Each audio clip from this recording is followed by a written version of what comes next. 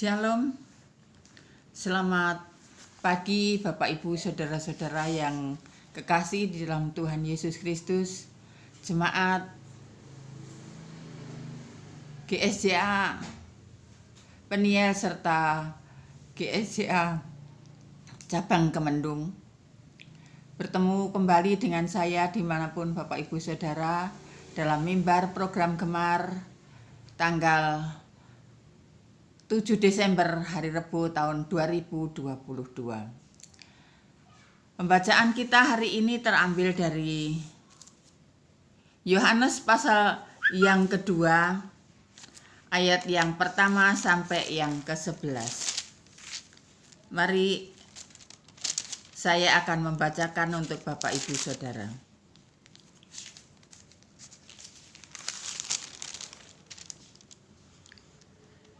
Yesus mengubah air menjadi air anggur. Pada hari yang ketiga, ada perkawinan di Kana yang di Galilea. Dan ibu Yesus ada di situ. Yesus dan murid-muridnya diundang juga ke perkawinan itu. Ketika mereka kekurangan anggur, Ibu Yesus berkata kepadanya, "Mereka kehabisan anggur." Kata Yesus kepadanya, "Saatku belum tiba." Tetapi Ibu Yesus berkata kepada pelayan-pelayan, "Apa yang dikatakan kepadamu, buatlah itu." Di situ ada 6 tempayan yang disediakan untuk pembasuhan menurut adat orang Yahudi, masing-masing isinya 2-3 buyung. Yesus berkata kepada pelayan-pelayan itu, "Isilah tempayan-tempayan itu dengan air." Dan mereka pun mengisinya sampai penuh. Lalu kata Yesus kepada mereka, "Sekarang cedoklah dan bawalah kepada pemimpin pesta." Lalu mereka pun membawanya. Setelah pemimpin pesta itu mengecap air yang telah menjadi anggur itu, dan ia tidak tahu dari mana datangnya, tetapi pelayan-pelayan yang mencedok air itu mengetahuinya. Ia memanggil mempelai laki-laki dan berkata kepadanya, "Setiap orang menghindarkan anggur yang baik dahulu, dan sesudah orang puas minum, barulah yang kurang baik. Akan tetapi engkau menyimpan anggur yang baik sampai sekarang." Hal itu dibuat Yesus di Kana yang di Galilea sebagai yang pertama dan tanda-tandanya, dan dengan itu ia telah menyatakan kemuliaannya dan murid-muridnya percaya kepadanya. Bapak Ibu Saudara-saudara yang dikasihi Tuhan Yesus Kristus, dalam Injil Yohanes beberapa mukjizat digambarkan selaku tanda-tanda. Terdapat suatu rangkaian dari 7 tanda demikian dalam Injil Yohanes. Sesudah bagian besar tanda ini menyusul pembicaraan tentang salah satu pokok yang bertalian, karena itu jelas bahwa tanda-tanda ini adalah bagian pelengkap dari struktur Injil ini. Tanda pertama dapat dikatakan menyediakan pentas bagi yang berikutnya. Segala tanda ini ditafsirkan sebagai kenyataan dari kemuliaan Kristus. Itu bisa kita lihat di dalam ayat yang ke-11.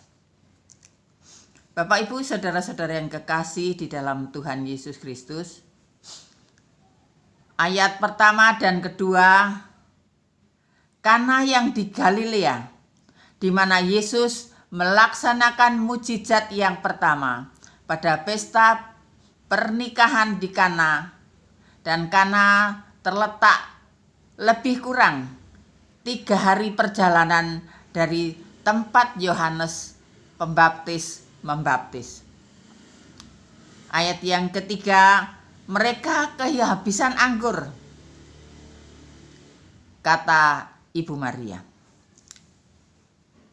Kalau sampai kehabisan anggur pada saat pesta, itu adalah suatu hal yang sangat memalukan bagi tuan rumah karena gagal menyediakan anggur bagi para tamunya. Apakah engkau daripadaku, Ibu?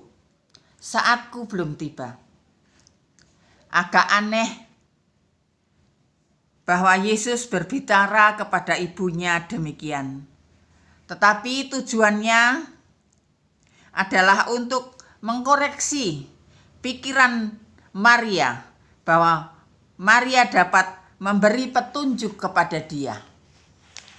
Karena perintah yang diterimanya datangnya hanya dari Bapa. Sebagaimana Yohanes tunjukkan begitu sering.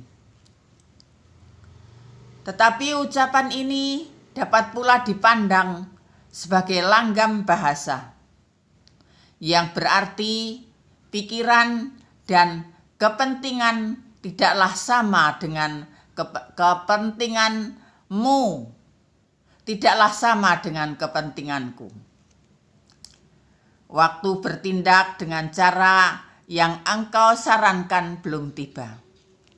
Bandingkan dengan Yesaya 55 ayat yang ke-8 dan yang ke-9.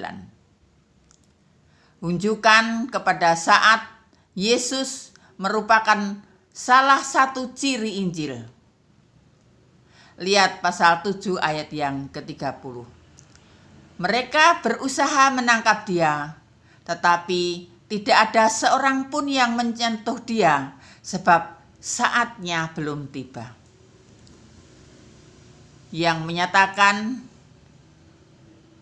mendatangnya krisis dan klimaks tidak saja dalam pikiran penulis, tapi juga dalam pikiran Yesus. Di dalam ayat yang ke-6 dikatakan 6 tempayan. Yohanes menerangkan hukuman tempayan-tempayan itu dengan upacara pembasuhan Yahudi. Itu menandakan adanya makna simbolis, sementara orang melihat seluruh peristiwa. Ini sebagai catatan simbolis, bukan fakta nyata untuk menggambarkan kelebih tinggian kekristenan atas Yudaisme. Dalam terang ini, air berarti Taurat. Perbandingan ini menerima dukungan dalam tradisi Rabbiniah. Namun adalah lebih baik menafsirkan peristiwa ini sebagai demonstrasi kekuasaan ilahi atas lingkungan rumah tangga. Tempayan pembasuhan itu isinya 2-3 buyung air atau kira-kira 100 liter air. Jadi jika ada 6 tempayan berarti ada lebih kurang 600 liter anggur yang dibuat oleh Yesus pada saat itu. Bukan suatu jumlah yang sedikit. Ayat 8 dan ke-9. Bapak, Ibu, saudara-saudara yang dikasihi Tuhan. Pemimpin pesta adalah yang bertanggung jawab atas pengaturan jalannya pesta. Tetapi pernah juga disarankan bahwa kadang-kadang salah seorang tamu ditunjuk untuk menjadi juru cicip anggur. Dalam hal mana kekurangtahuan pemimpin pesta mengenai sumber anggur itu lebih masuk akal. Ayat 10 mengatakan, engkau menyimpan anggur yang baik sampai sekarang. Hal itu berlawanan dengan adat istiadat, karena biasanya orang menyuguhkan anggur yang baik dahulu, baru sehabis orang puas minum, baru dihidangkan anggur yang kurang baik. Tetapi yang terjadi adalah sebaliknya. Yang terakhir justru anggur yang terbaik. Tetapi mengapa hal itu disinggung? Mungkin kualitas anggur yang tidak diduga-duga itu dapat menyisir pada kelebih tinggian persediaan di atas persediaan sebelumnya. Ayat 11, pertama dari tanda-tandanya bahwa Yohanes menyinggung tanda-tanda adalah pentingnya, karena ini menunjukkan bahwa cerita-cerita tentang mujizat masa kanak-kanak Yesus tidak pernah diceritakan. Pada pihak lain, perkataan pertama di sini mesti berhubungan dengan pasal 4 ayat yang ke-54. Dan itulah tanda kedua yang dibuat Yesus ketika ia pulang dari Yudea ke Galilea, di mana disebut tanda kedua juga di Kana. Bapak, Ibu, saudara-saudara yang dikasihi Tuhan Yesus Kristus, mungkin yang pertama berarti melalui yang pertama dari rangkaian peristiwa di Kana. Tapi bila kita ingat pentingnya tanda-tanda Injil ini yang lebih luas kepada semua mujizat Yesus, lebih masuk akal. Kedua, hasil dari tanda ini juga mengikuti seluruh tanda yang dicatat oleh Yohanes, yakni pernyataan kemuliaan Yesus dan perkembangan murid-murid. Tanda-tanda tidak berarti bagi mereka yang tidak sedia melihat dan mendengar Yesus menjadikan air menjadi anggur. Lebih kurang 600 liter atau 6 tempayan, bukan jumlah yang sedikit, yang berarti Yesus menolong rumah tangga itu dengan tidak tanggung-tanggung. Tanda ajaib yang pertama ialah untuk menyatakan kemuliaannya, ayat 11, dan meyakinkan orang-orang untuk percaya kepadanya sebagai anak Allah yang kudus dan benar. Yesus menyediakan anggur yang baik yang disebut sapa, adalah sari anggur yang manis, yang bermanfaat untuk menghangatkan badan, tidak berbahaya dan tidak memabukkan. Ialah sari anggur yang murni. Tujuan utama dari mujizat ini adalah untuk menyatakan kemuliaannya.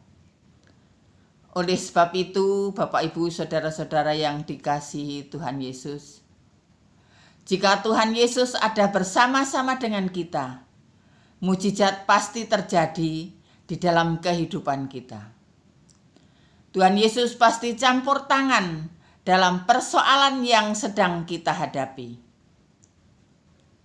Ada satu pesan yang tidak boleh kita lupakan. Jangan takut. Dan itu ditulis di dalam Alkitab sebanyak 350 kali. Hampir sama dengan isi 1 tahun. 365 hari. Jadi hampir tiap hari Yesus mengatakan jangan takut.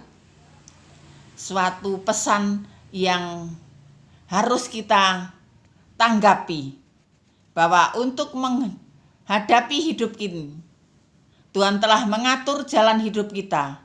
Bahkan masa depan yang baik sudah Tuhan persiapkan untuk kita. Asal kita tetap mengandalkan Tuhan. Amin. Mari kita berdoa. Terima kasih Tuhan untuk firman-Mu pada pagi hari ini, di mana Tuhan mengajarkan agar kami senantiasa berpaut, berharap kepada Tuhan setiap saat, sesuai dengan janji Tuhan, agar kami tidak takut. Tuhan katakan jangan takut. Setiap hari, hampir setiap hari, Tuhan mengatakan kepada kami, jangan takut, supaya kami semua tetap berharap kepadanya dan memohon pertolongan serta berharap pada Tuhan, dan Tuhan pasti akan menolong kita. Dalam nama Tuhan Yesus Kristus, kami sudah berdoa. Haleluya. Amin. Selamat pagi, selamat beraktivitas, dan selamat bergemar. Tuhan Yesus memberkati.